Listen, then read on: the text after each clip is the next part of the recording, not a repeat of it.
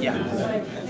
One day in the summer. We're tired. That's good. That's awesome. Yeah, the news article. My hands are right here. Better stay there.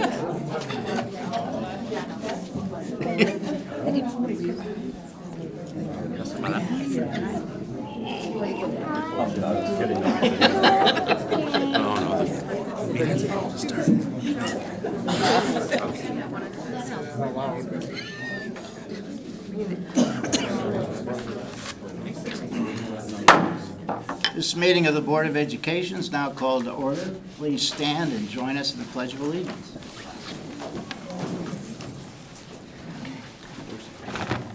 I pledge allegiance to the flag Of the United States of America and to the republic for which it stands, one nation, under God, indivisible, with liberty and justice for all. Welcome everyone to our meeting this evening. Trustee Novaria sends her regrets, and we'll get started by approving our agenda. Are there any changes to the agenda tonight as presented? Nothing from me. Is there a motion, please, to approve that? President Van Antwerp, I move that we have approved the agenda as printed. Thank you. Is there a second? Second. Thank you, Keith. All in favor of moving forward with the agenda as presented, please say aye. Aye. Opposed? The motion passes, and we'll get started with the superintendent's report like we always do. Mark? Well, thank you, but what we always do isn't going to be what we always do tonight. So we have a very special presentation this evening. That's the awarding of a diploma, as we're allowed to do by law, to recognize some of the men and women who weren't able to finish their high school education because of going into the service. So we're really honored to be able to do that. So I'm going to step out here in front, and Randy, if you would join me, please.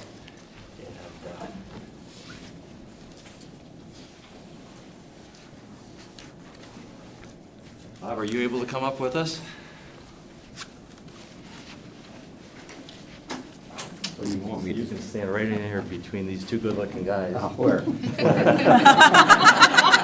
does have a sense of humor. I love it. So this is Bob Bonham. Bob had two kind of wishes when he turned 90, as he approached 90, is two things he didn't get to do. Is one was to go to the prom, and the other was to get his high school diploma. The first part of that wish was fulfilled earlier this year when he attended the prom at the senior center. So we're doing our part to help him accomplish. The second part is to issue him his high school diploma. But let me just tell you a little bit about Bob. First of all, he's a longtime Portage resident. Quit school as a teenager to work and support his family before he was drafted into the U.S. Army at the age of 19. He never earned his diploma or participated in that quintessential prom experience. He was supposed to graduate high school in 1951 from St. Augustine School in Kalamazoo. And after serving 14 months in the Korean War, he returned to his hometown and spent the next 40-plus years working at the paper mill. I think it's Sutherland Paper Mill? Yeah. Is that the one it is now? Later to be James River and a number of others probably. Right. So he got married, raised 4 children in Portage, and never had a chance to finish high school, but we do want to recognize his accomplishments. We thank you for your service to our country. We thank you for everything you sacrificed and to make that possible and to raise a family. And we're honored to be able to present you a diploma that I'll let our board president do. This is typically the way we do this in Portage, is the board members present the diplomas. So I'm going to turn this over to Randy, and if you the honors, sir. Bob, on behalf of the Board of Education of Portage Public Schools, we are pleased and honored to present you with this high school diploma. Thank you. Thank you. You're welcome. You're welcome.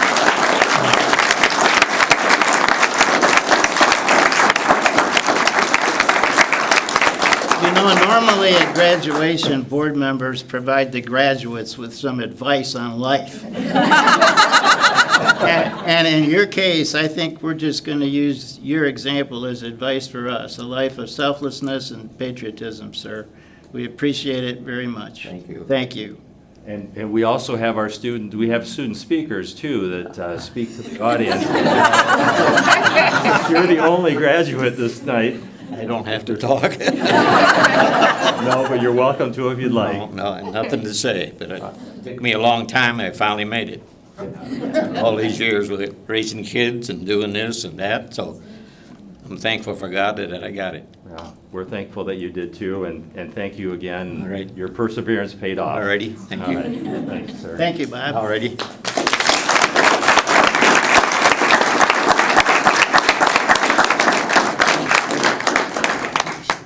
I know the family wants to stay for the rest of the meeting, but I asked them if they would leave, but if board members would like to congratulate Bob, you're more than welcome. Graduations are the highlight of the year.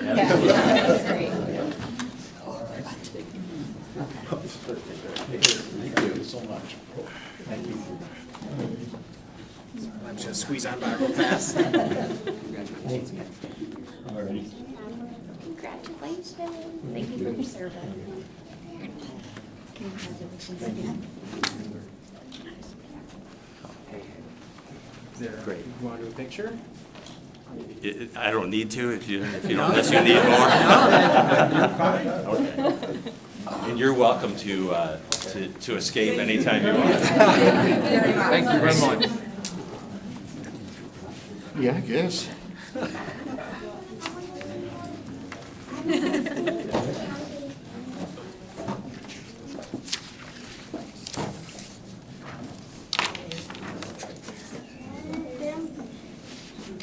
Thank you. What a treat.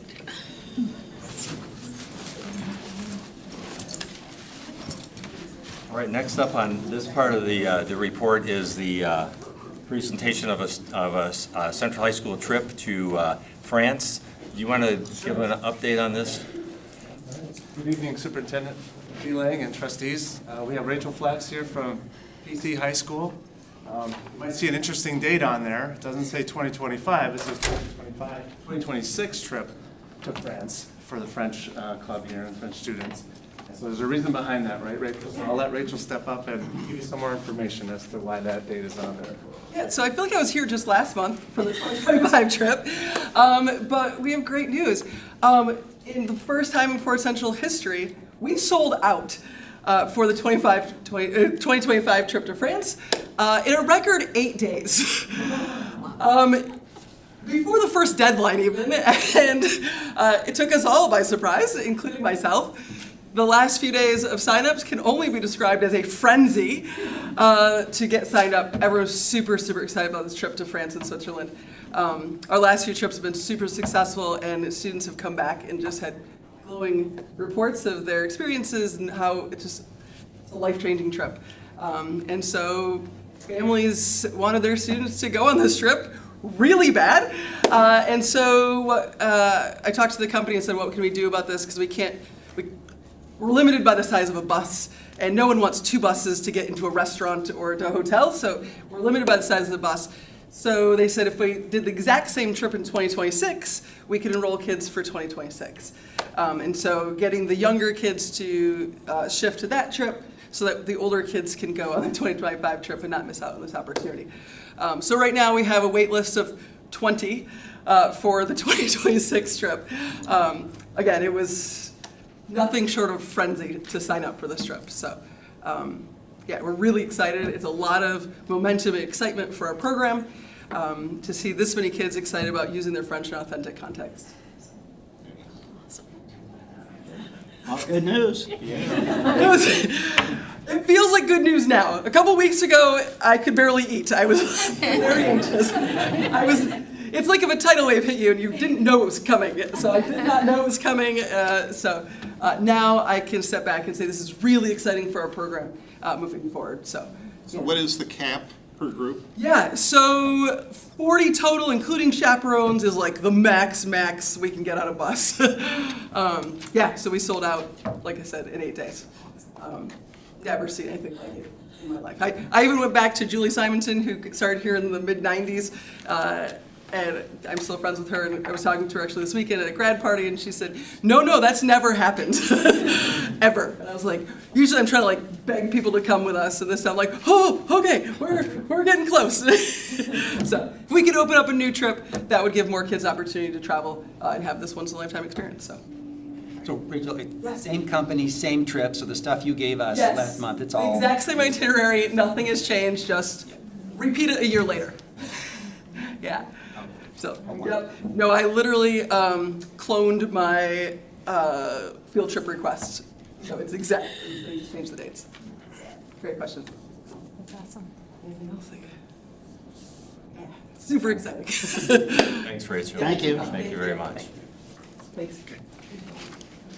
And next up, I'll call up Johnny Edwards to give you an exciting bond project update. He has his staff with him there.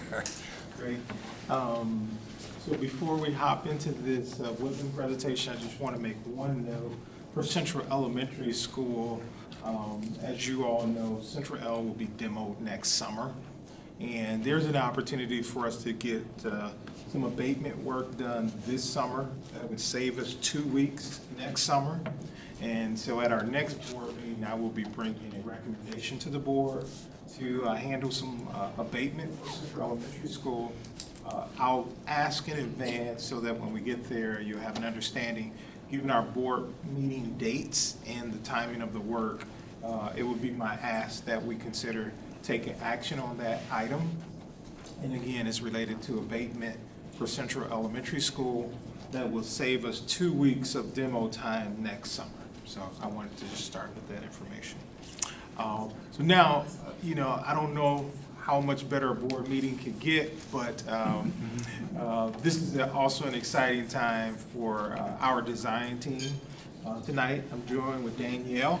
She's from Fielding International. She's our architect. This is your first time meeting Danielle, if I'm not mistaken. Justin is also in the audience. Justin was the lead designer on Haverhill Elementary School. Also in the audience is Mike Gallivan, who's the project manager from Tower Pinkster. I'm going to tee off a couple of the first slides and then turn it over to Danielle. In full transparency, to save on color and ink, some of the slides we omitted in your package, but that was intentional. We also have poster boards around the room, and we'll have this up for the entire meeting. So afterwards, if you want to look at something more in depth, you can. Okay? All right. So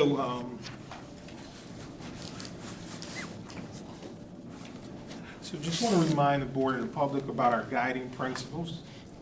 These are our 8 guiding principles that we have constantly put at the forefront of all of our work. And for all of this, as we've done this work, as we worked on the first 2 schools, it always felt as though we were in a conflict with some of our design principles or guiding principles. And working on the 3rd school has been, I would say, smoother, primarily because we've made a lot of decisions on the first 2 schools, and you'll see a lot of parity in this design because we've made a lot of major decisions. We also have a pretty good idea in terms of cost. And as a reminder to the board, I think in our last meeting that I attended, I talked about the budget was within 0.1%. We'll do a larger analysis of the budget at a later time. So these are our guiding principles that we adhere to.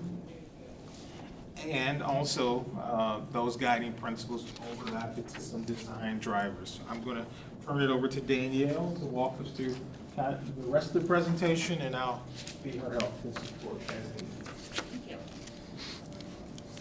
So yes, hi, I'm Danielle. I'm a designer with Fielding International, and I've been working predominantly on the Woodland project, and I'm really excited to speak with you today. So these were some design drivers that we worked on with the teachers, the community, and the students at the beginning of our design process. And you'll see that we really were focusing in on what makes Woodland unique. We really want the school to be, as Johnny said, have all the same things that we were designing for at Central and at Haverhill, but we really wanted to make it unique to Woodland. And so when you look at the plans, again, very similar pieces and components to the project, but it looks very different. This was a building that was really designed for this student body, for this community, and for the teachers that work in this school. So as I mentioned, we've done quite a bit of engagement. You'll see here that we're kind of at this red dot here, but we have had 25 different engagement meetings with students, with faculty, with the community, and with the leadership team throughout the design process to really make sure that we are capturing the vision of the school, really working with the teachers as we were developing our high-level concept plans into some more detailed plans to make sure this works with this really unique community. A couple things that came out of that we'll showcase in the plan. This is a school that has a lot of students with some accessibility concerns, and so we really wanted to make sure that this building was accessible. So where Central and Haverhill actually had 3 grade levels on the 2nd floor, in this building we have 4 on the ground floor and only 2 on the 2nd floor, really wanting to make sure that as many students as possible were on that ground floor. Really wanting to really capture the spirit of this community.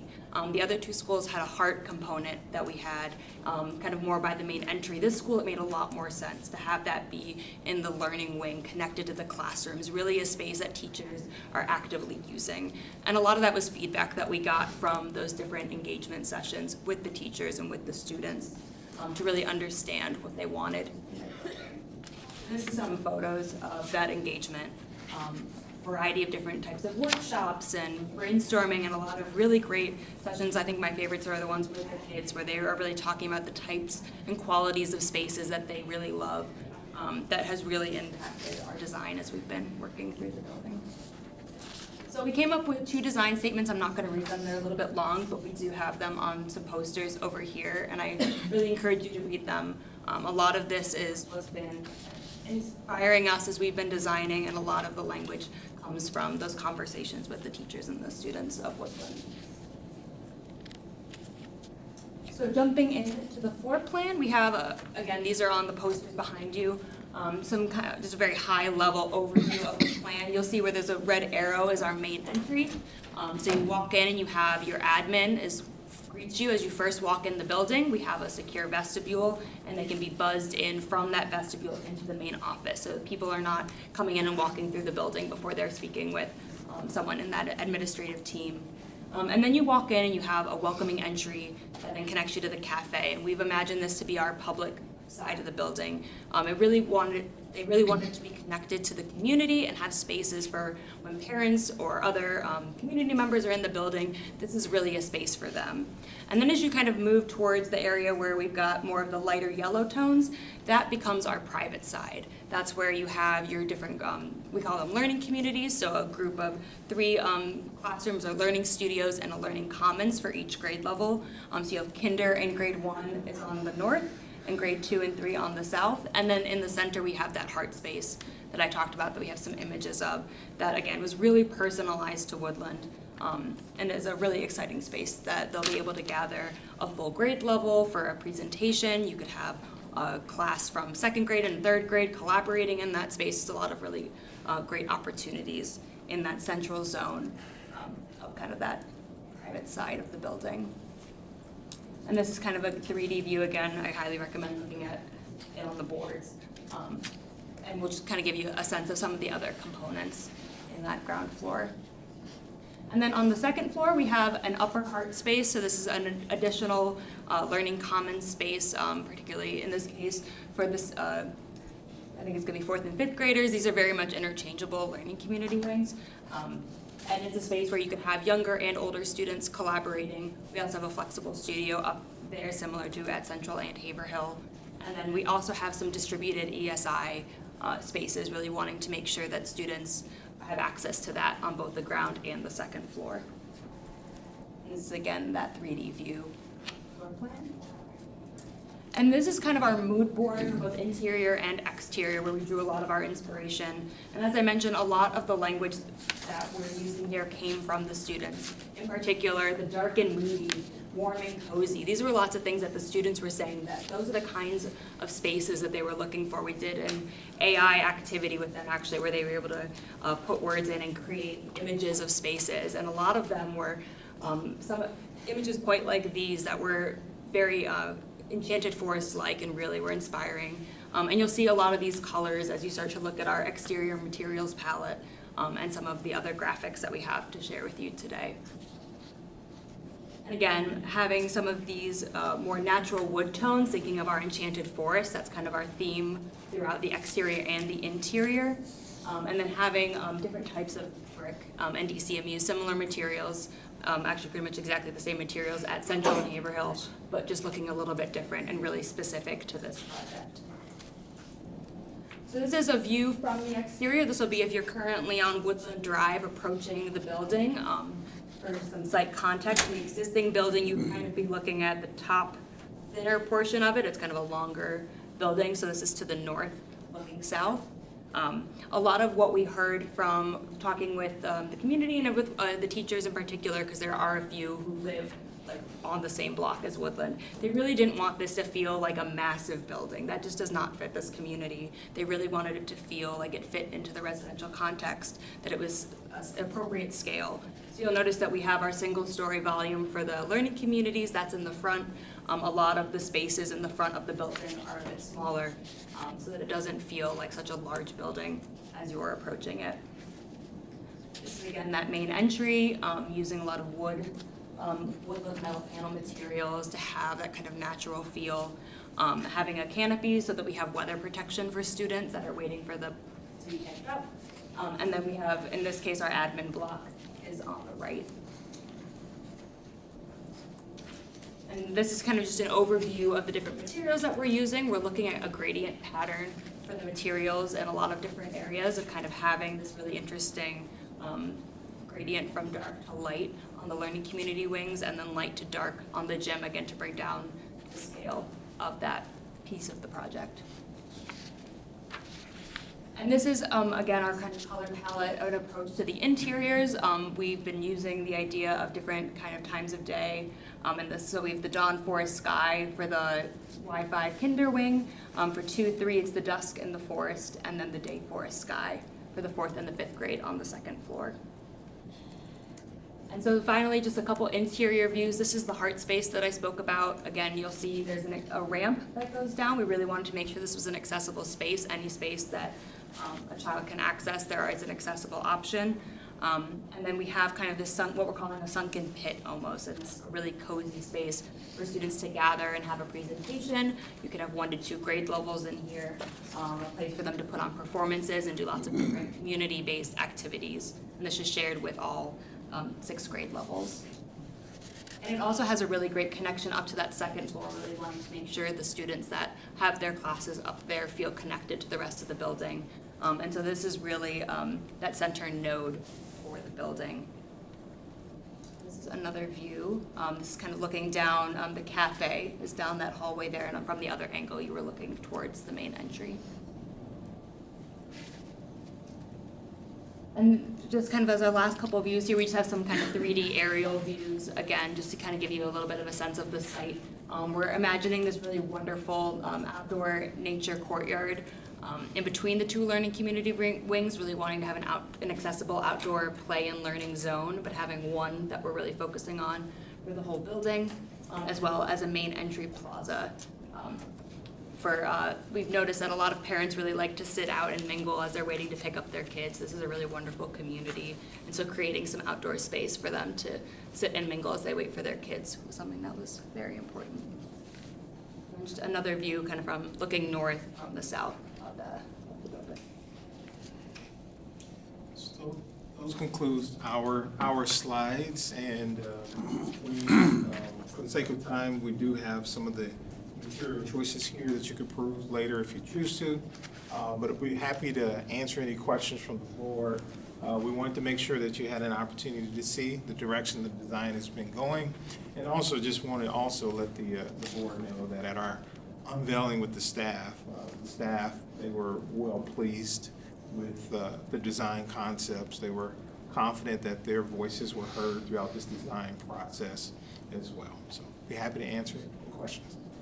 So that's spectacular to me. It's just all the way through. You mentioned at the start that a lot of the design focused on a higher need for disabled students, and it's been built like that. As those trends change from year to year, does the district envision that will kind of be the go-to school for disabled students throughout the district, or has that been That has not been the topic of the conversation. In speaking with Dr. Kelly Jensenius, I think it just so happened that we had a larger or greater number of students who had mobility challenges. And given that existed, we wanted to honor staff wishes of trying to have, be more conscious towards that. But even at Central and Haverhill, even though their design concepts are different, we do have an elevator. It's an elevator here in this building. We did not locate that.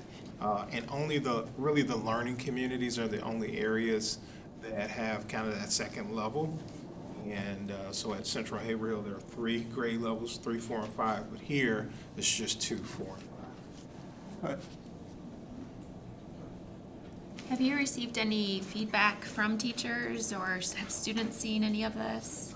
Students have not seen this. What we will do in the fall, as what we did with the first 2 schools, we'll have what we call a community gallery walk. Some of these concepts will be further developed. While these look really cool now, they'll be further developed in the fall throughout the summer. So in the fall is when we will unveil these types of rendering in much greater detail to the entire school community. And then we also invite local residents who live in the area that may not be connected to the school. We invite them to come. So we had a really cool time at Central and Haverhill, and I look forward to this one in the fall.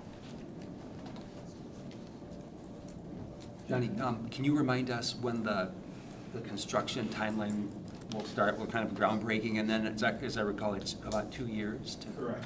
So spring of 2025, we will schedule a groundbreaking ceremony with the board.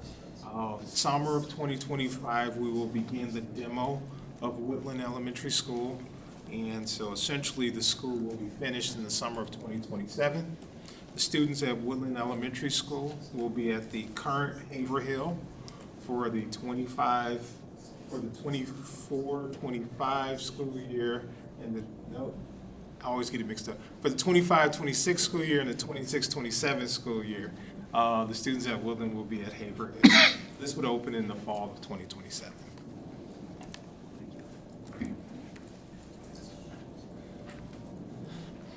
Question about the second floor. That's where the 4th and 5th grade learning Yeah. Okay. On our slide, it said 2nd and 3rd. Yeah, It's okay. 4th and 5th. Okay, cool.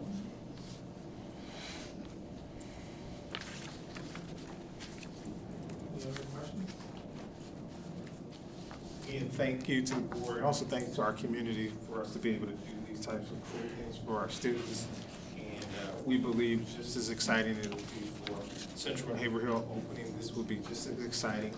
And for the board, I'll work with Barb. We'll send an email to try to get you together to do a tour of this construction site at least Central Elementary School sometime this summer. Thank you very much. Good, thank you. Thank you very much. That's all I have for the report. Okay, so very good. We'll move to our comments and communications section. Does anyone wish to address the board this evening? Okay, thank you. We'll go to board trustee comments. Well, before tonight, I would say that was just a spectacular graduation season, but boy, this tops it all, what we got to experience tonight. So glad we could do that. It was good. Yes, sir. Anyone else? Okay, we'll move to our consent agenda. Tonight we have 2 items on the consent agenda. Approval of the minutes from the May 20th, 2024 Policy Governance Retreat and regular business meeting. And second, rescinding Policy 2140, and that's to approve rescinding that policy, which refers to prohibition of referral or assistance as presented. Are there any exceptions to the consent agenda as presented? I have a concern about 2410, policy 2410. Just that I'd like some more information about what was, about the discussion that was had about it. And then hopefully I can. Until then, I'm uncomfortable with removing the policy at this time. Okay, then the only thing we have on the consent agenda is approval of the minutes. We'll approve the minutes as presented, and we'll get more information on the rescind policy 2410. Yeah, can I Thank you. specifically, just to understand, because last time this was pulled off the agenda, the question was raised by a board member about, do we incur any liability by removing this? And I checked with legal counsel, and they said no. So, So as is, the policy is, it's, because it references law, that law was removed from the book, so this policy essentially is worthless right now. is it, my understanding is that having it on the books is not contraindicated by the law? Is You can't have it on the that books so? the way it's written. Okay, I mean, you could, if you so desired, create a policy, you'd have to reword some of the language here. But that's not the action that we're taking, it was being recommended, was just the rescinding of this policy. I guess the board could consider a replacement policy. We haven't received anything from Neola in terms of a replacement, so I don't, So- you'd be like venturing into territory on your own. okay. My question, I emailed President Antwerp before the previous meeting with some scenarios that I had concern would leave us open to liability. Were those scenarios discussed with the lawyer when you consulted him? Or did you see those scenarios? My conversation with the attorney was just around the rescinding of this policy. If rescinding left us in any kind of a liable situation, that's probably the extent of my conversation. Okay, and I sent some scenarios to President Van Antwerp that I would hope would never happen with our district. But if it came back afterwards that one of those scenarios had been present, then that, my concern would be that they left us open to liability. And if those had not been considered by the attorney at Neola, then I'd have concerns. If they have been considered, fantastic. Then we know that that's not holding our district liable if something were to happen. So I'm just trying to think of the logical way to proceed. I mean, essentially, we have a policy on the books that we can't enforce because it doesn't have any teeth in it. So rescinding the policy is a totally separate action from then replacing it with another policy. Okay. And Neola has not provided any policy replacements. So then I guess if the board wanted to go in that direction, that would probably be something that would go through your policy committee to have a discussion around that. Okay. But I don't have a replacement policy recommendation or language from Neola. Okay. So it sounds like then it would be best to remove this policy and address that with the policy committee in the future. That's my And recommendation. have it pass through Neola and have them take a look at it. So when you say pass through Neola, they provide us with policy templates Okay. that allow us to make choices within those templates and that boilerplate language. And then when we do that, then we bring it to the board for approval. I don't know whether or not they will be providing another policy on this one.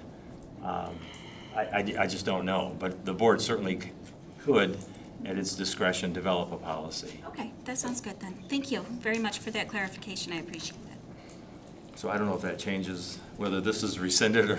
It sounds like then we should rescind that and address future with policy, consider creating a new policy that does address those concerns in the future. It's back on the consent agenda? So it appears so. That's fine with me. Thank you for the willingness to discuss it. I really appreciate that, Mark. Yeah, I just don't want to keep coming back and forth with the same policy without, getting at the crux of what's there. Okay. So with that discussion, rescinding policy 2410 is now returned to the consent agenda, and if there's no objections, it'll be approved as presented. Okay, very good. Move to page 20, Assurance of District Performance, Monitoring Report 1.0. Is there a motion to approve, please? Mr. President, I move that the Board of Education accept Monitoring Report 1.0 ends as a reasonable interpretation and evidence of compliance with policy. Thank you, Ian. Is there a second? Second the motion. Thank you, sir. Mark? So this is more or less just a summative report on ENDS Policy 1.0. This one is the global ENDS, that Portage Public Schools will educate all students to achieve their potential at a level such the results justify the costs. And my interpretation there is that all the sub-policies that you've created around 1.0 really define what that means. And this just captures the fact that there were over 60 data points that were presented for policies 1.1 through 1.4. Those were presented in October, November, and December of this year. And it's our 10th year that we've been monitoring ENDS and under the policy governance format. So really not much more to say about this one, other than you've dealt with all of the policies already. Well, we appreciate being provided with all those data points, sir, so thank you very much. You're welcome. Any comments, discussion? All those in favor of approving Monitoring Report 1.0, please say aye. Aye. Aye. Opposed? The motion passes, and the monitoring report is approved. Next is Monitoring Report 2.0, Global Executive Constraint. There's a motion, please, on page 27. Mr. President, I move that the Board of Education accept Monitoring Report 2.0, Global Executive Constraint, as a reasonable interpretation and evidence of compliance with policy. Thank you, Bo. Is there a second? Second. Thank you. Again, very similar to the ENDS policy. This is the overarching executive limitation policy.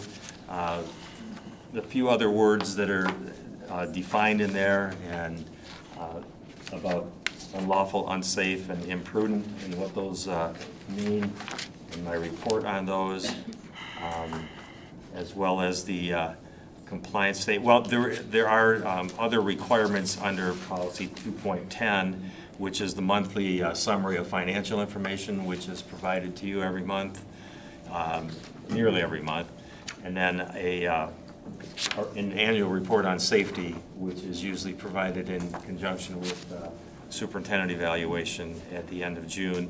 So we'll be having that for you at the end of this month. Last one was presented last year at this time.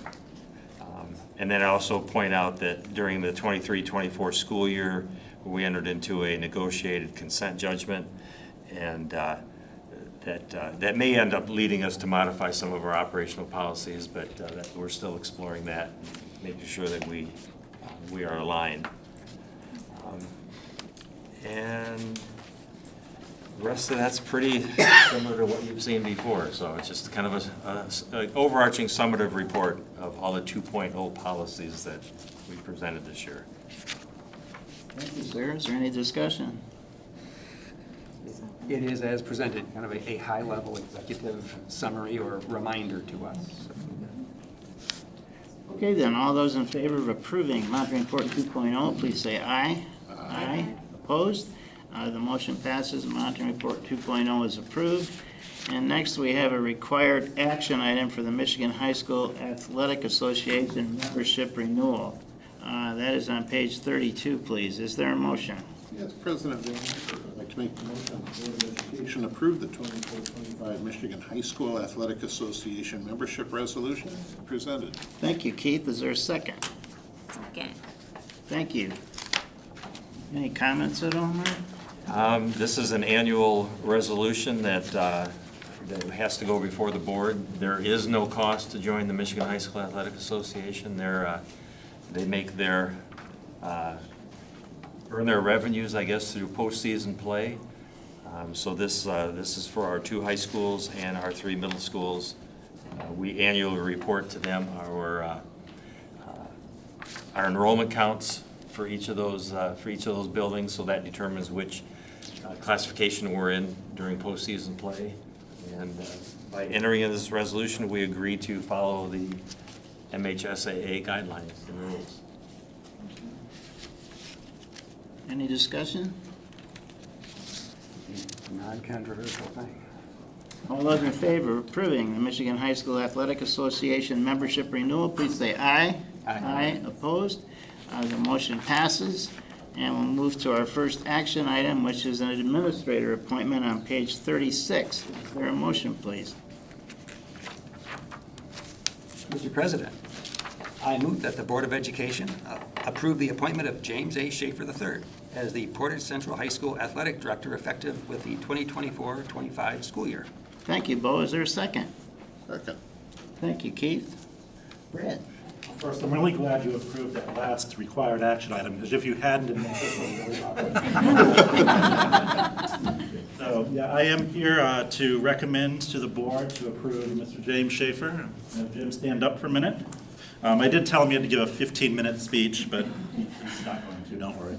So, as the new athletic director for Portage Central High School. So, Jim is certainly not a stranger to these parts, having been a teacher in the district from 1990 until he retired in 2023. But he's decided, retirement not quite for him yet, so he's going to come back and come and join us as the athletic director. So I was having lunch with Jim a week or two ago, and he was relating to me a story from back in the 1980s and 1990s when he was out looking for a job, and the high school on the northern side of this district had gone through 4 swim coaches in 4 years. And Jim had interviewed for that position. And the athletic director there at the time was just concerned because he was looking for longevity and so did not hire Jim because of that. And Northern's loss, of course, has been Portage Central's gain for these 30 plus years. So I'm certainly happy to have Jim back and ask the board to please approve his appointment as the athletic director. Is Eric okay with this? Pretty excited. So Jim, there's been a pool on the over-under for how long it'd take you to come back in some capacity. No pun intended. Oh, my. Right. I'm slow on my own, yes. But it's really good to have you back. I had heard this, and then kind of through the grapevine, and then the board package showed up, and very cool. Good to be back. Well, thank you for your willingness to come back and serve the Mustangs. That's great. Okay, all those in favor of approving the appointment of James A. Schaefer III as Portage Central High School Athletic Director, please say aye. Aye. Opposed? Motion passes. You're in. Thank you.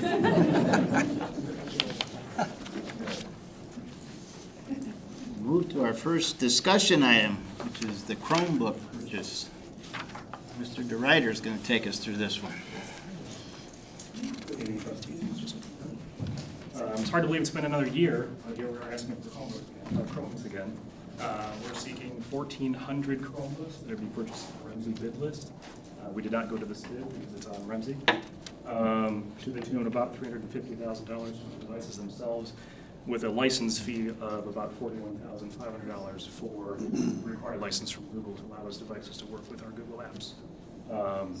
We've chosen the HP G series of devices again. That is the most common device we have across the district at this point for students, and it's served us really well. They're very repairable. Parts are available regularly, so we're continuing with that one again. District-wide, we have about 11,000 Chromebooks from K through 12th grade, and these particular devices we'll be purchasing will be distributed to 9th graders, as well as distributed to K through 5, where we'll be rotating our K through 5 devices up to middle school and also high school use as part of our standard rotation to maintain the longevity of the devices.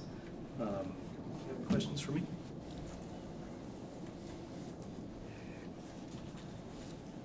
The annual Chromebook purchase. Annual Chromebooks. You know.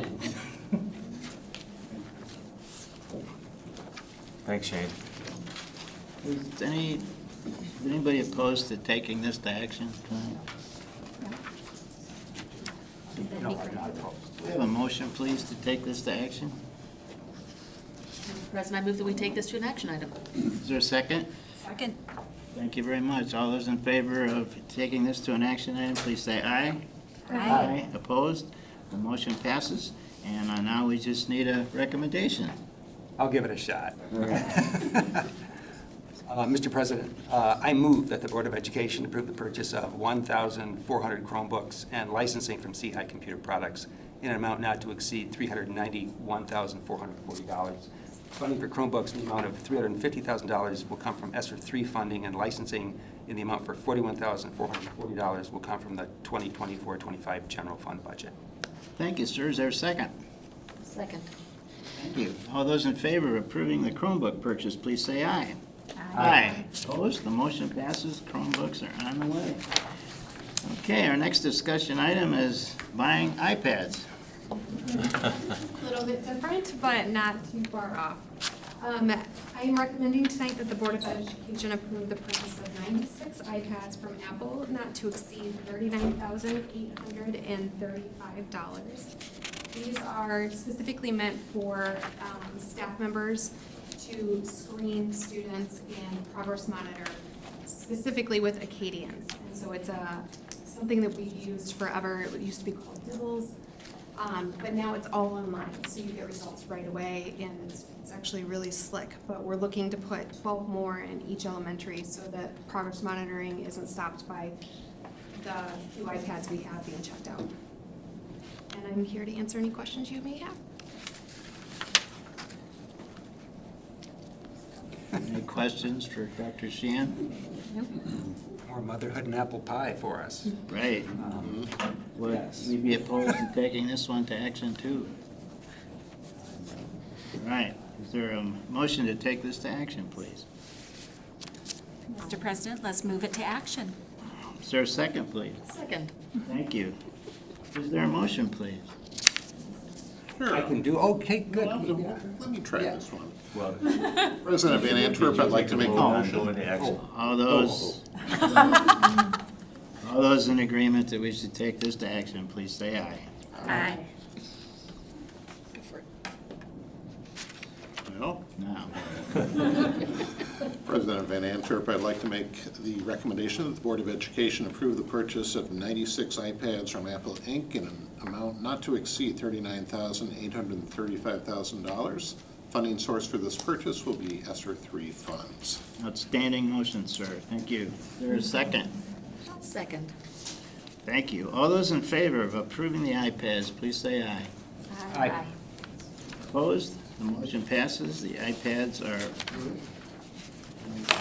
eating into those ESSER funds.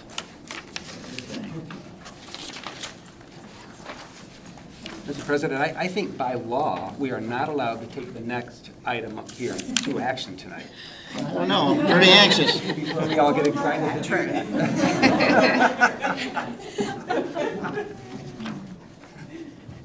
Good evening, Board of Ed and Superintendent Lang. Tonight, Sammy and myself, we bring you the highlights from the second budget amendment to the general fund, our budget amendment to the other funds, and highlights of what we are building the 24-25 budget with.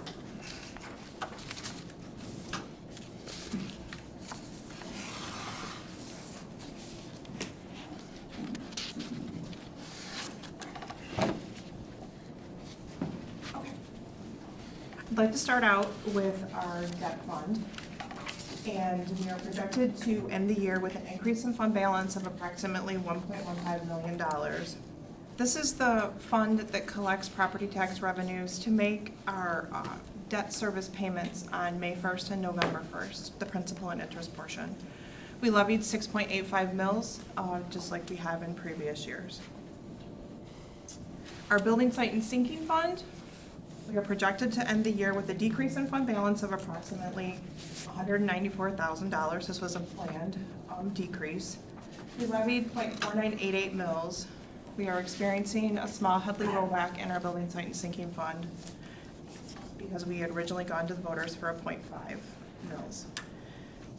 This building site and sinking fund collects approximately $1.6 million for projects that we can use throughout the district.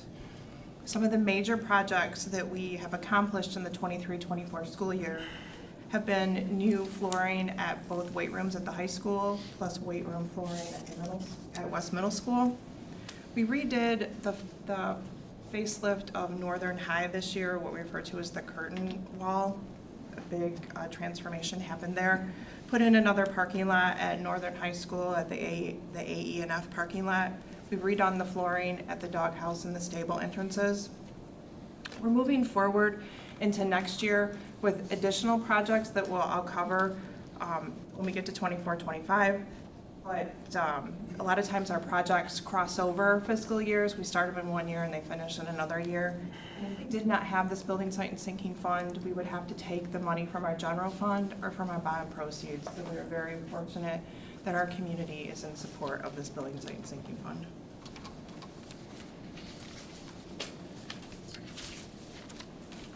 Next, moving on to the school service fund. This is comprised of 3 smaller funds, our food service fund being one of them. We are planning to have expenditures exceed revenues for the 23-24 school year. This is a planned ordeal because we have too much fund balance in the food service fund, and we have been approved by MDE for a spend down plan. So you will see even larger negatives in the next year budget when it comes to the board in your board packet. You'll be happy to know that a year ago about this time, I believe Sammy brought to you a van purchase to be made from the food service fund. That van was delivered just this past week. So Susan has her new van. Also included in that is the bookstore fund at both high schools, Northern High and Central High. We do not hold fund balance in the bookstore funds. The clubs that support and run those bookstores actually received any of the profits through the year, so they're transferred over into an internal fund. So revenues always match expenditures there in the bookstore fund. And then finally, the school activities fund, which is more so referred to as the internal fund or the trust and agency fund. This is comprised of the student clubs, building fundraising, our comfort dogs, the prom account, graduating classes, all of those kinds of things. And I struggle with this fund. It's a $1.5 million budget, and the last 2 years I haven't been able to hit it anywhere as close, and I think it's because there's 100 different clubs, collecting money and having expenditures in there. And so one of my goals is to try to get it closer this year than what I have in the past. It's easier for me, I guess, to budget the $126 million instead of the $1.5 million, but I struggle with it. So moving on to the general fund for the second amendment that we brought to the board in your packet, some of the major shifts in revenue that happened involved our federal grants, our ESSER 3 and our 11T. And keep in mind, those are sunsetting on September 30th. So we're trying to spend through those as quickly as we can within reasonable aspect of approval from MDE, because we don't want to lose that money. We also received our final allocation amounts and our final approval on our consolidated application for Title I, Title II, Title III, Title IV after the February budget amendment. So we trued those up to actual in this amendment. Some larger swings happened in the state categorical areas that I'd like to bring to your attention. One of them being section 147A2, which is a MIPSR's cost rebate item. And this item is updated on a quarterly basis based on actual payroll numbers that are submitted back up to ORS. So this one's a hard one to dial in, but I dialed it in as accurate as I have it right now, and then we'll carry it forward. Also, Section 97, the Safety and Security Grant, we deferred some money at the end of 2023 school year. We're now actively spending those funds before we lose those funds. So there's a big uptick there. For entryway upgrades at Lake Center Elementary, Moores Bridge, 12th Street, all of the middle schools, Central High and Northern High, that was a large increase there. And this year, if you can't keep up with all of the sections of the State School Aid Act, the legislators took Section 97 and combined it with 31AA, which is mental health. So now there's another award for the 23-24 year in section 31AA to be spent both on mental health and security-related items, because section 97 is no more. And finally, one of the other larger swings was a grant that we applied for through curriculum for under section 35J for curriculum and supports. So this next slide is more of a visual representation of our revenues. Paul has hit a lot of the main points in our revenues, but just to give you a visual, you can see that the state sources are our largest portion, but so are local sources, and the local sources are like property taxes, gate receipts, and the enhancement millage that we receive through K-RESA. There was a very little increase from Amendment 1 of approximately $241,000 in local sources, and that was primarily due to an increase in gate receipts, childcare revenue, and a slight increase to the enhancement millage. State sources, as Paula had mentioned, we saw some changes there with those categoricals, the increase in the MIPS 147A2, the addition of 35J, the increase to 31AA, in section 97 deferral. But not only that, but the state will give us one number and say, yep, this is what we think it's going to be. But then 2 months later, we'll come back with another number, and it's typically in our favor.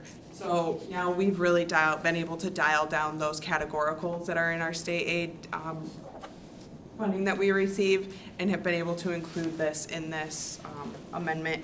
So one thing that I will say that's in the state source that hasn't been mentioned yet is the 27K, and that's the student loan repayment that the teachers are very fortunate to be able to participate in. Federal sources, again, that's up just over $1.1 million. That includes that revenue update for the title grants, which were approved just shortly after the first amendment came to you, and then the increase of ESSER 3 and 11T revenue to match the approved budget at the state level. Incoming transfers and other revenue, that stayed pretty status quo, but that's primarily our food service indirect that we receive, along with the recent revenue from the recent sale of buses that we just had. So now we're going to move into expenses. We've mentioned before that these amendments we work on for a few months prior to bringing them to you. One of those things that we work on really hard is meeting with each department head to discuss their expenses. For the second amendment, we really sit down and discuss those final expenses for the 23-24 school year. You know, at Amendment 1, we have an idea of what's going to happen, but Amendment 2, things kind of shift, things kind of change, things are more set in their ways. So it's just like the little things that we're trying to grab at that point. We forecast out our remaining payroll and benefits through the end of the fiscal year, and that includes the July and August accruals that we have to do for multiple contracts that we have across the district. We analyze the contracted district sub, staff, and service accounts, and we adjust those. We update our grants. The utilities are updated based off of current year trend, and we also update accounts with those planned expenditures through 6/30. Like I had mentioned in Amendment 1, that we have some accounts where we think like this is trend, so let's put it here. But Amendment 2, we're able to dial that down a little bit more and make it a little bit of an actual thought on how we're going to end the year. So now we move to a visual of our expenses, very similar to the way that I have the revenue laid out. This is also broken out by object code, which is like page 2 of your monthly board report. The largest portion of our budget is people. If you add those salaries and those fringe benefits together, that's $101.5 million of just salaries and benefits, which is 79, almost 80% of our budget is just strictly salary and benefits, and that doesn't include our contracted staff. So there's more that wraps up into that. So that section alone is up $1.4 million from Amendment 1 and $5.2 million from the preliminary budget, and a lot of that is because we settled contracts, pay increases were received, so that's just really finalizing everything that's been in the works over the school year. You will notice on page 3 of the resolution, under other fringe benefits, that there was an unusually large increase, and that's again due to that $27K student loan repayment. The state considers that a benefit, so it falls into that benefit, that fringe benefits. The purchase services, those are up just over $1 million since Amendment 1, 1.4 since preliminary, and that's primarily due to sub costs.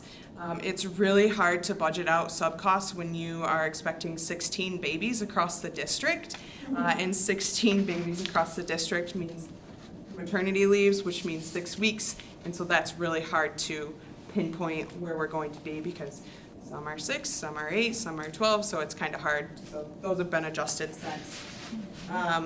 Supplies and materials, you'll see an increase of $634,000. That's due to IB and AP testing cost increases, and the addition of the decodable and learning libraries that was approved at the beginning of May, which we have received all of those, and to see that all come together is really cool. The capital outlay, you will notice compared to the Amendment 1, that has doubled since then, and that is primarily due to the projects that we're doing with Section 97 for the safety and security. And debt services hasn't seen any change because we were able to include that GASB 96, so the subscription-based in the amendment rather than having to throw it into the second amendment. So the next slide is expenses, again, broken out by function code. Page 1 of your monthly board report. I'm just going to focus on those top 3 right now. The instructional services, those focus on the expenses that directly relate to the buildings and to the students, like in the buildings themselves. And it's not only your teacher and salary benefits, but also subs, supplies, and professional development at the building level. The pupil support services, that focuses on expenses that are considered support services for our students. So that includes our engagement specialists, our benefits, our counselors, PT and OT, and that's their salaries and benefits, but also their supplies. And it also includes the student mental health supports that we're able to provide through multiple grants through the state.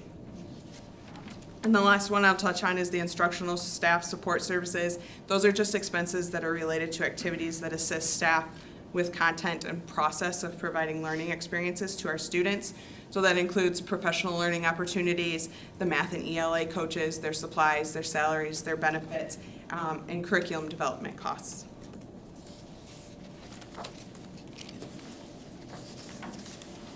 Included on this slide is a recap. It takes us back to June 30th of 2023 when we closed the fiscal year. And moving to your right takes us through each of our budgets. So I just want to hit on a few highlights to bring you back through this past year.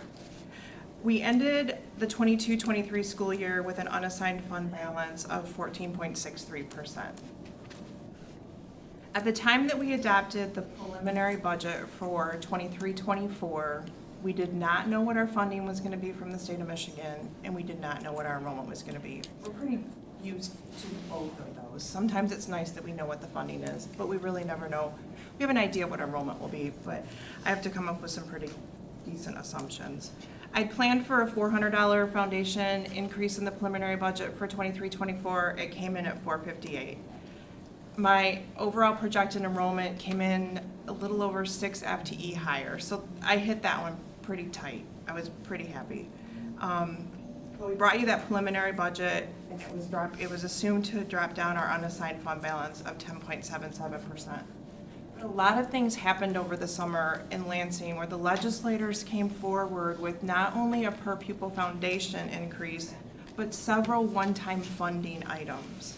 Several one-time funding categoricals such as 27L for educator compensation, 22L for district transportation costs, and 29.7, which is enrollment stabilization payments for declining enrollment districts, which we fall under that. So we received categoricals outside of the per pupil foundation increase that actually helped improve the overall bottom line moving into Amendment 1. Now that we're bringing to you Amendment 2, we've dialed in a lot of things because we're so close to the end of our fiscal year. And we had a few swings and a couple of the state categoricals that we brought to your attention earlier on previous slides. We've added in some things, even though the educator compensation state aid is supposed to start dropping in July on our state aid status reports for July and August. That all gets accrued back to 23-24. So we needed to include that in this final amendment brought to you tonight. We're projecting expenditures to exceed revenues by $532,673. I'd like to point out to the board, included in that are the curriculum committed expenditures of a little over, about approximately $413,000. And that doesn't have an offsetting revenue account in the budget. It sits in a special area of fund balance. So really, the overall negative is $119,000. So we've come a long way since preliminary, not knowing very much, changes taken into account through the year. We're projecting our unassigned fund balance to be 14.05% with this second amendment to the general fund.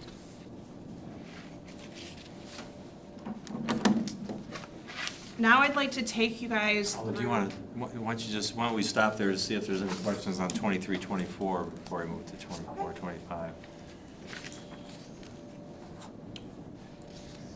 Right, seems like a lot of, you get some curveballs thrown at you favorable, and you get some curveballs thrown at you unfavorable, and we're about where we thought, we're about where we were last year.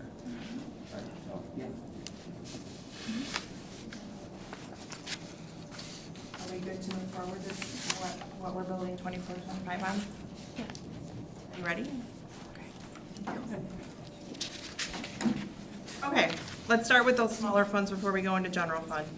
Our building site and sinking fund can continue to be levied through the end of December of 2024.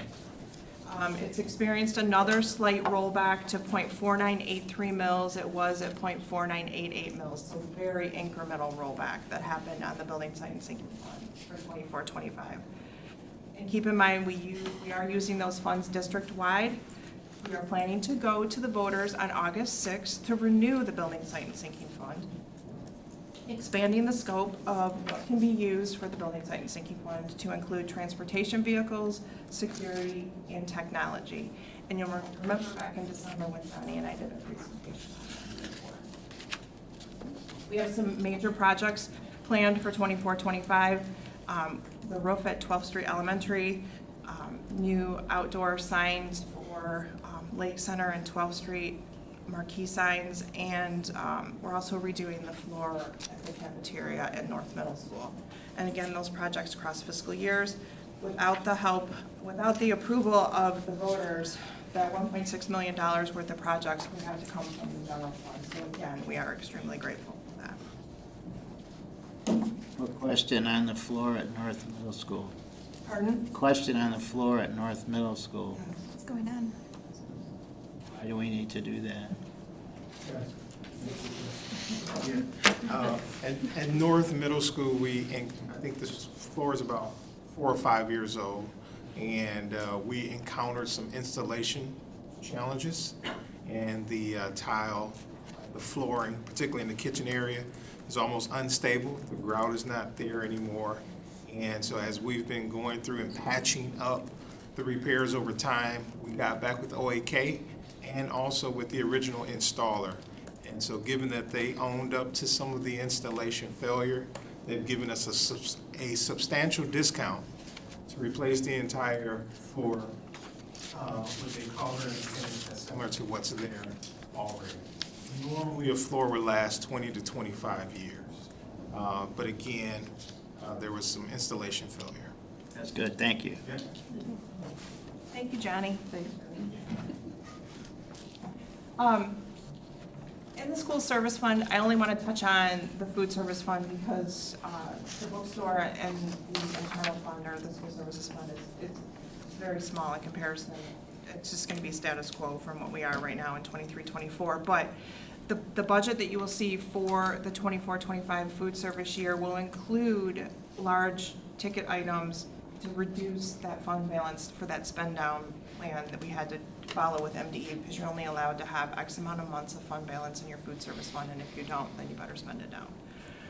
So the West Middle School servery is one of the very large projects that's being worked on over the summer with hopes that we'll have it finished by the fall. So that's one of the large projects that Susan is focusing in on with her excess fund balance.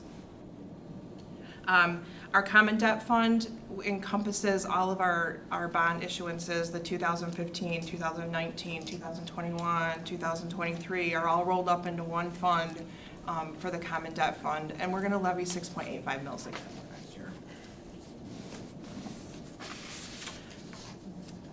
Now, moving into the general fund, we do not know what our funding is yet for next year on the per pupil foundation allowance. The governor's put out her recommendation at $241 per student. The House has put out their recommendation at $217 per student. And the Senate put out their recommendation at $302 per student. They're currently working in conference committee right now to iron out the differences and come to a final consensus. Rumor had it that I might hear something this week that I can use and I can dial it in exact for the preliminary budget for next year, but I'm not gonna hold my breath on that, but I'm hopeful. I'm still optimistic. The consensus revenue estimating conference was held on May 17th, and that gave the state an opportunity to dial in the general fund numbers and the state school aid numbers. The state school aid number is coming in slightly lower because sales tax revenue is down, because sales tax revenue is a large funding source for the state school aid fund. And the general fund was up actually overall. And I think I've brought this to the board's attention, but the state of Michigan is projecting pupil enrollment statewide to be down 6,200 students. So they're projecting a loss in enrollment for the 24-25 year. And by law, we have to pass our budget by June 30th, but the state of Michigan has till July 1st. So that's great, that's great. So I'm taking a conservative approach in my budget, unless I hear otherwise, of the $217 increase per pupil. It's the House recommendation.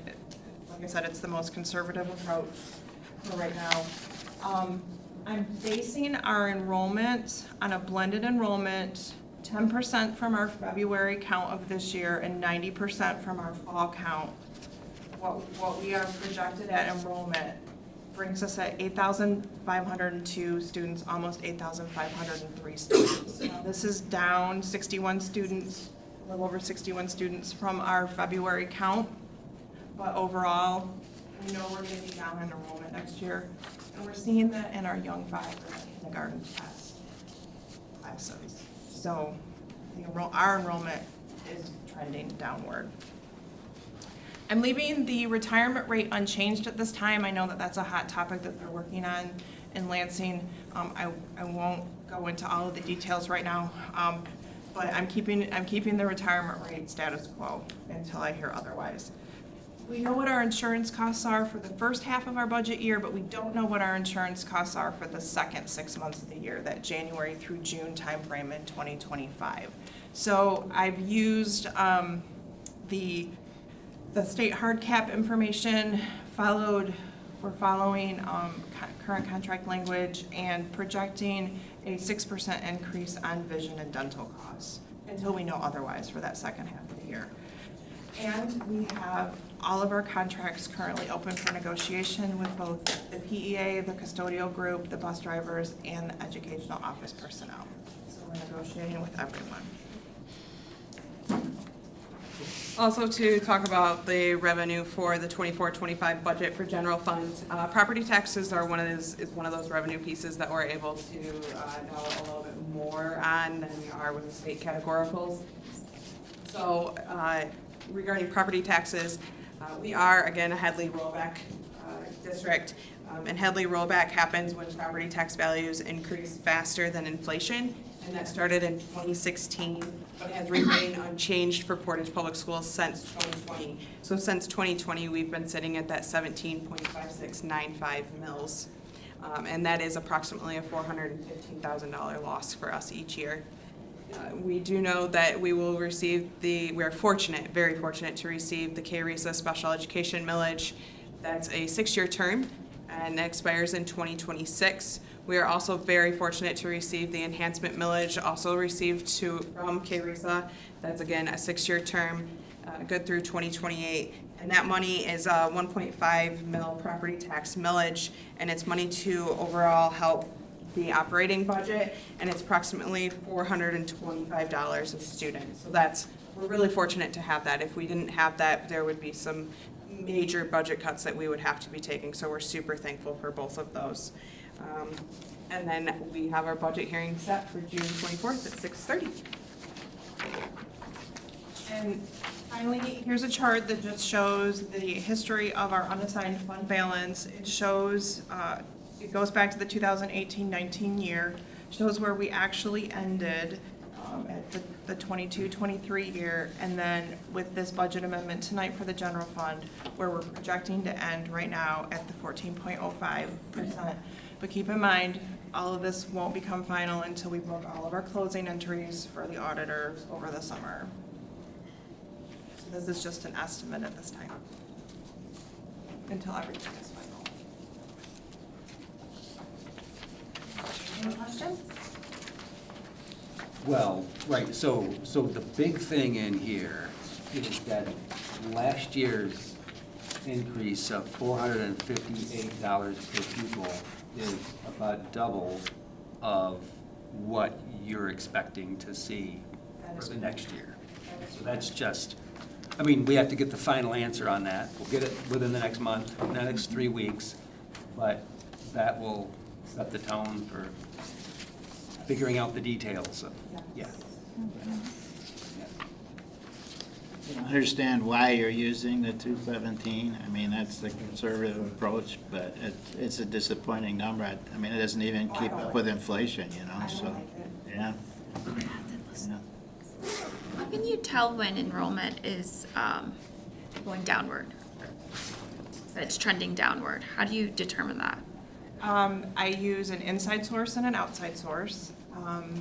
Janet Johnstone works with the building secretaries to collect data for enrollments for next year. Okay. I use that source.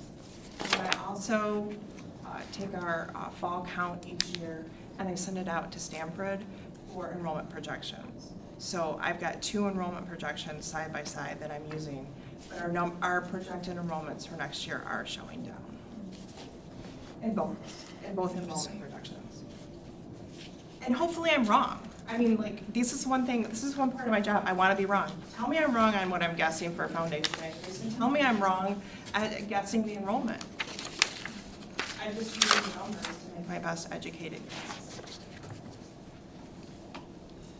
I'm always impressed with your ability to make those educated guesses. A few years, but I get a little better sometimes. Sometimes I'm off, sometimes I'm on. It just... The statewide people, that's a huge mega trend that's just going to be with us. And so I read a little bit about, I mean, some rural districts, they're going to have to look at consolidation. I mean, it's just, especially in rural areas. So, I mean, we'll see where it plays out for us. Yeah. I'm hopeful that in all the different proposals I've seen that enrollment stabilization number in there, each proposal has that. Now keep in mind, they underfunded that. They didn't hit the target, their budget target. We only got 73% of half of our enrollment loss, and 73% of the budgeted amount instead of 100% of half of the loss. So I mean, they tried, but one of the enrollments, one of the projections, I want to say it was a Senate. I don't have it all in front of me, so I apologize. I try to keep up with it, but it's a lot of numbers. They're funding it at a higher level, so if that actually goes through that way, then we potentially recoup half of that lost. Well, and that state decrease, that statewide decrease, I believe has been trending for a few years now. So it just keeps happening, which is really unfortunate in all cases. So I'm just pulling from memory here, so I'm going to be off, but maybe the number over the past 10 years has been a 10% decline in the number of high school graduates in Michigan. That's a big deal, big loss.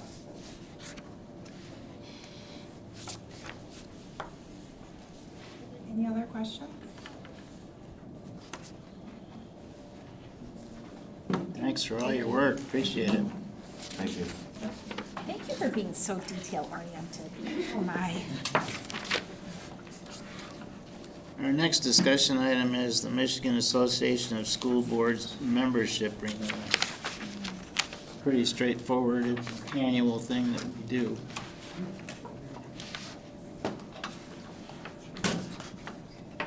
Fee is 3% increase over last year. Netted us $88,000 in savings over the past year. MASB is our lobbying organization and certainly provides us with a lot of information and training as school board members. Is there any discussion on this at all? Okay, we'll move to our SRO agreement for the years 2024 through 2027. Good evening again, Superintendent Belang and trustees. So up for discussion this evening is the renewal of our school resource officer 3-year agreement with the city of Portage. The current agreement will expire at the end of this month, so at the end of June. The proposed agreement that will cover school years 24-25, 25-26, and 26-27. So essentially, PPS covers 50% of the cost for having 2 SROs full-time, and that's during the instructional hours, which includes half of their salary and their fringe benefits. Does not include overtime, though.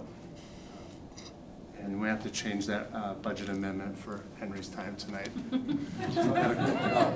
Less in the budget. Paula's not laughing, is she?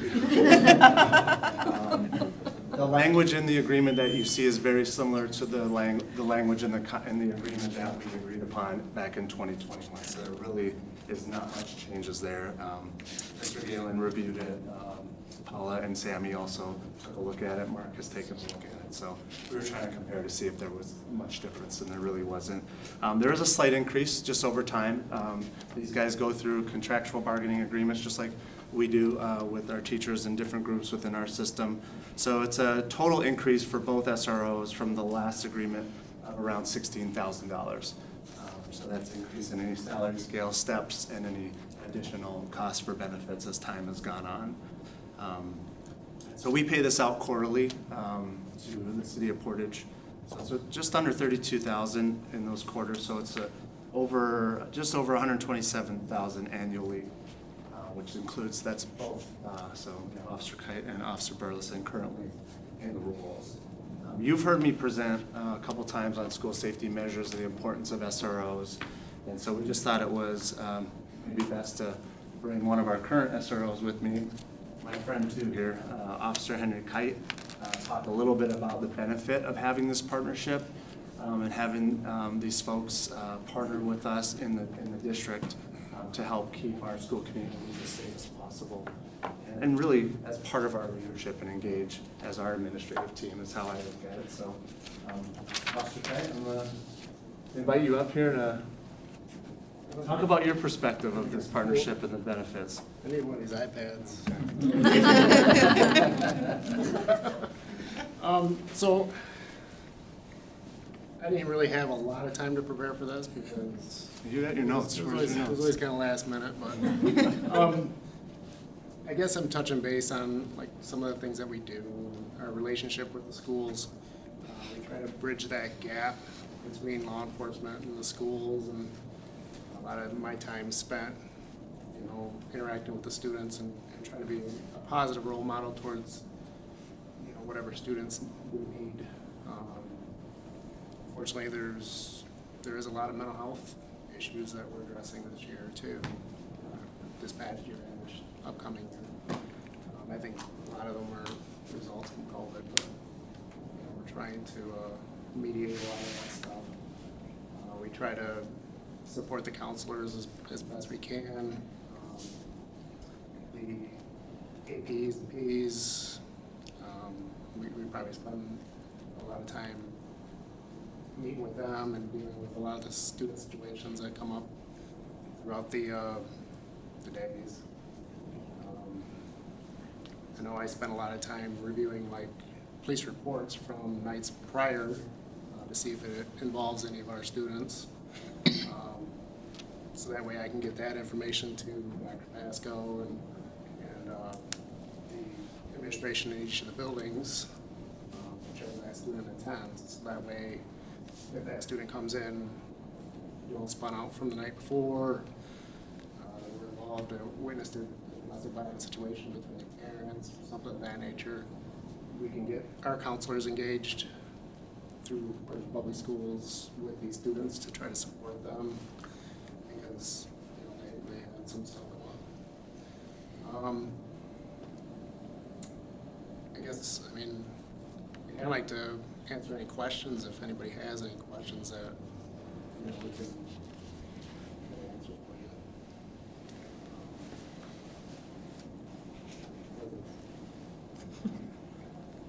They all know what you do back here. Yeah. So do these folks, so. Yeah, I mean, it's not, I think a lot of the old adages were, it's the police are in the schools because it's a pipeline prison. That's not what we do at all. I've been fortunate to be in this role through Portage Public Schools for 3 years now. This next year will be my last year. I did also 2 years in mixed school district, so I have a little bit of knowledge from that to now Portage that I can kind of compare the two and try to come up with best practices of things that I think work. And I always tell people if you're having a bad day, go play a game of kickball with the elementary kids, because it'll all be fine then. That's my 2 cents. Thanks, Officer Kite. I appreciate you being here.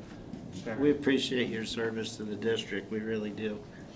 And I try to, a lot of people, patrol officers look at this as, it's a 7 to 3 gig that, gets them off the road and gets them a definite schedule.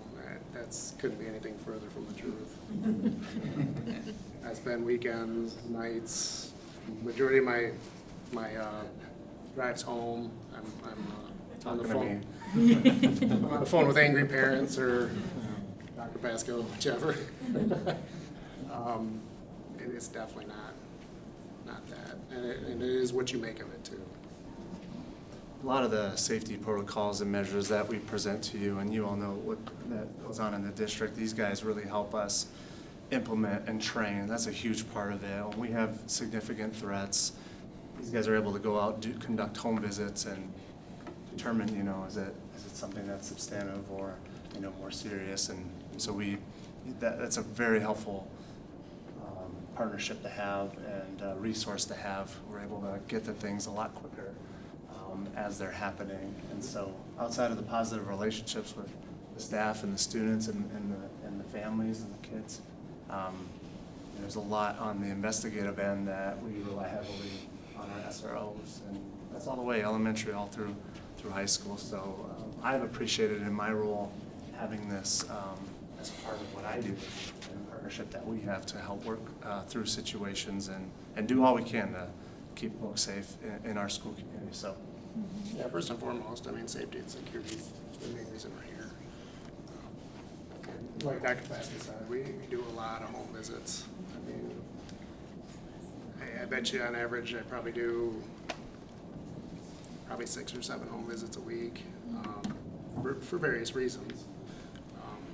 Sometimes it's getting a kid home that is sick that nobody's able to pick them up and get them home. Vice versa, getting a student to school. We've done that quite a bit. I think we've even impacted some of the students in the past, actually facilitating them being able to graduate because they just didn't have ways to school or outlets that way. So. On a less, on a lesser note, we'll just say it that way. My son was in a minor accident just outside the school this winter, not his fault. And as a mother, he said, it's okay. The officer saw it. He took me step by step what I needed to do. That just was such a comfort as a parent to know that there is someone there who understood him being a teen, a responsible teen, but still being a teen and being able to know that he was doing the right thing, that he had taken care of everything he needed to take care of with that. Thank you. And I try to approach a lot of these situations because I have 2 kids. So if I had, you know, a police officer knocking on my door, how would I want to be approached? And I don't know if I'm speaking of the same accident, but I mean, I was sitting in the driveway to elementary one day, and my camera was pointed right at the street where It may have been that one. had taken place, and I'm like, oddly enough, the parent that was at fault, you know, was trying to blame the kid, and it's like, no, that's not. Matter of fact, we have it on camera. Which we unfortunately have. I got the call while I was at work. I was in an accident, Mom, and it's okay. The officer saw it. He told me what to do.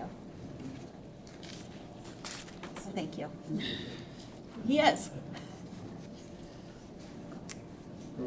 I just say thank you because in your few minutes of comments, you've broadened my understanding of your role. Really appreciate that. I mean, I don't think a lot of people grasp the grand scheme of what we do, you know. And I think even people within our department don't know what we do. You know, I've had some of my best times as a school resource officer.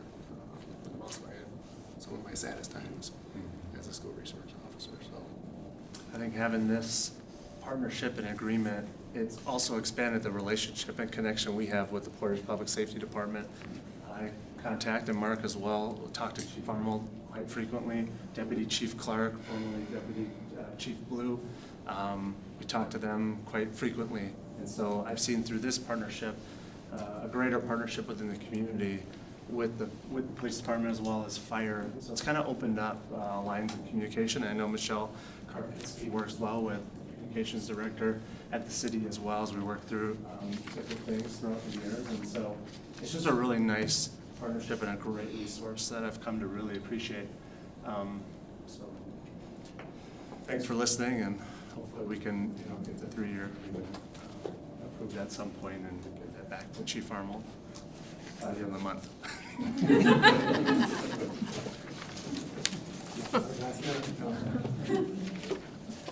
Thank you very much. Thank you. Appreciate it. Our last discussion item tonight is revision to ENDS policy 1.0 and 1.1. What you have before you is the work that we accomplished in our retreats over the last few months. And it adds the line under ENDS that success is based on improvement of results over time and favorable comparisons to similar schools in the state, and schools probably should be within Kalamazoo County. And then our academic success goal 1.1 is students demonstrate progress toward mastering English language arts and math with evidence of annual academic growth and proficiency. Change in this language was necessitated in part by the fact that our recent community survey indicated that a majority of people in the community approved of this goal, but only 45% were sure that we were reaching this goal. So we thought one step in the process would be to clarify the policy and make it a little easier to understand. So what we have here is scheduled to be approved at our next meeting. Is there any comments, questions? I appreciated all the discussion that we had with this and the respect and really the growth we had in creating this. Good. I mean, I just underscore that almost everything that we do comes with a superintendent recommendation, except this. I mean, this is for us, and Mark's in the room and is helpful, but this kind of comes from us, kind of stating from you know, representing the community, what would the community expect us as a district to do. And so, you know, I mean, Randy, it's a couple sentences. It's easy to read, but it took us several 2-hour retreats of debate and trying to figure out the exact right wording to strike the right tone. Very true. Very true. Any other discussion? Okay, our next item on the agenda is to move into closed session to discuss collective bargaining strategy. There's a motion, please, on page 82.